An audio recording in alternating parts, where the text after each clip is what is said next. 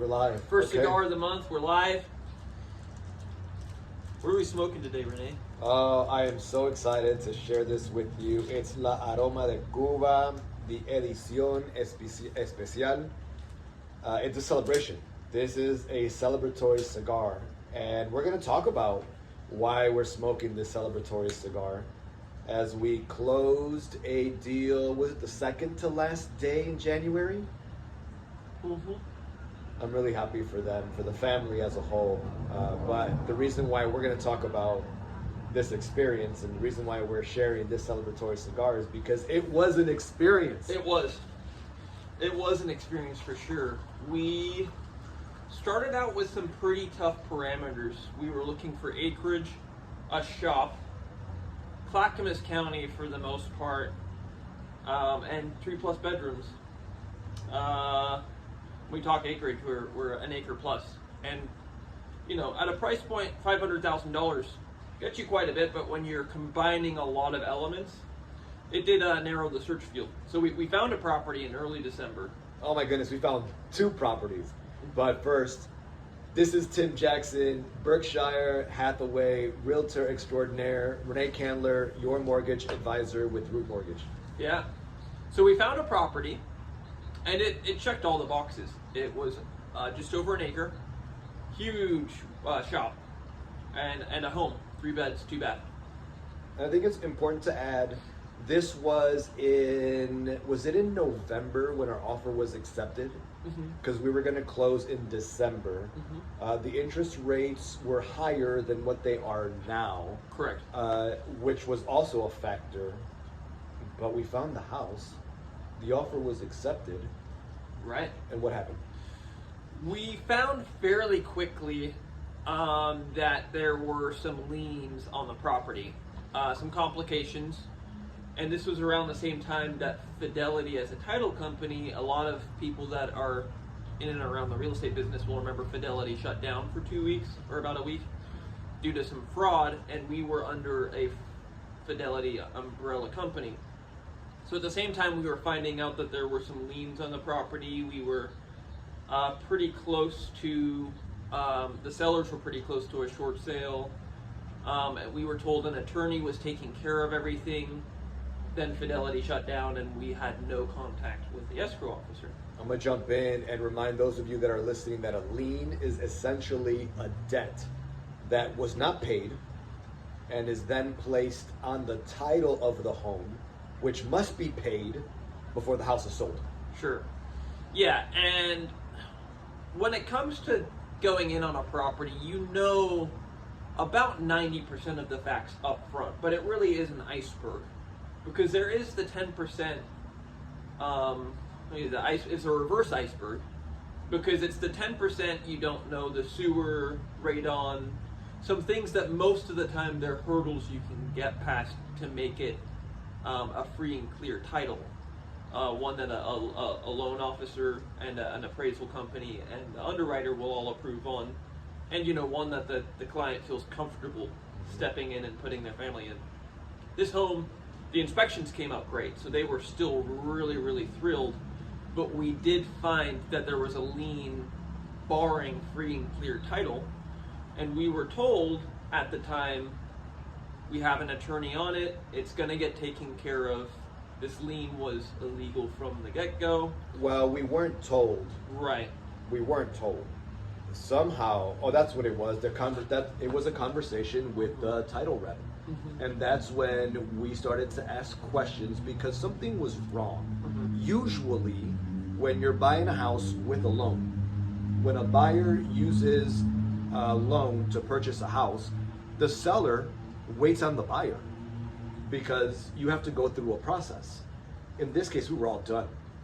We, the buyers, were waiting on the seller. So that's when the communication started happening with the title company. We reached out to the title company, and then we found out, there's a lien that hadn't been paid and an attorney is working on it. Right, and this was right as the title company opened back up too.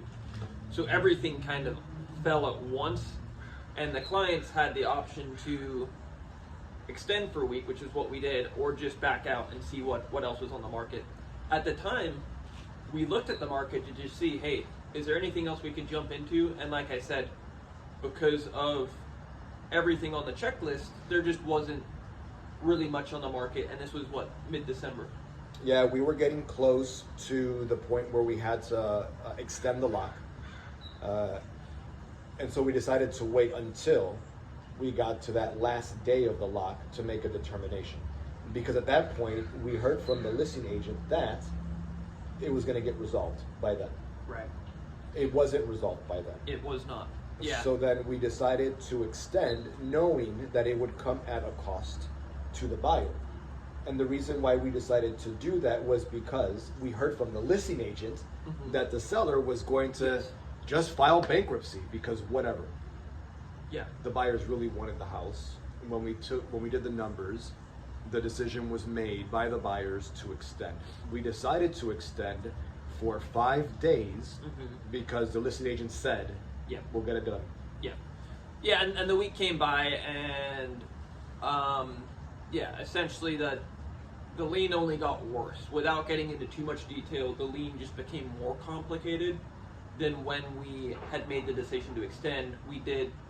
We had found out enough to know Yes. that the lien was not going to get resolved. Exactly. This is a family that I had been working with for 2 years. And so I called, connected Tim on the conversation, and had to have that really hard conversation and saying, the lien hasn't been resolved. We don't know if the lien will be resolved. The listing agent has now told us, that was the second time, that was the third time then, it was going to be the third time.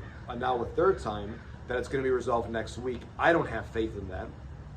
I don't think that extending will guarantee the lien being resolved and allowing them to buy the house. Yeah. And something the client said during the process still sticks with me now that we've seen it through in their success on the other side of the story.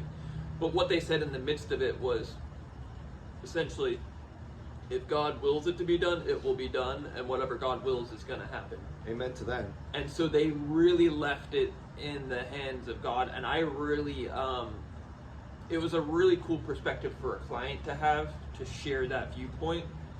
And this is an emotional process, right? Is. The purchase of a home is emotional no matter what. Add the fact that they were closing the weekend before Christmas, and they weren't able to do it. Right. And they had just told the apartment complex that they weren't going to renew the lease, and they had to be out of the house by, I think it was like January 11th. Right. So then we decided to enjoy the holiday, but we were looking at houses throughout. Yes. Buyers were selling or sending houses to look at, and that's when we started the process for a second time. Yes. And the second time was just amazing. Everything went smoothly in contrast. And so something to know is that a lien affecting a property, I would say I've only heard about it one other time from any other agent in the broad spectrum of agents I talk to. It's not a very common occurrence. And having a preliminary, just before we move on, having that preliminary title report, which is where we originally kind of started asking the questions, is always really important to look through.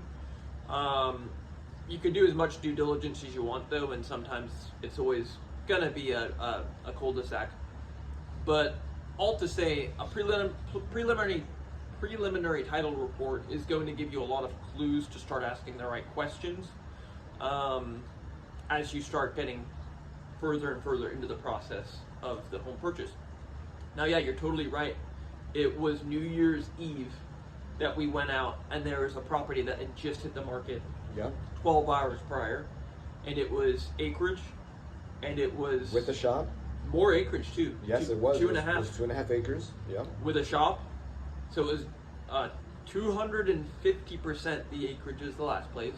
More tucked away from a main road. Has a shop. Really nice condition. Great condition.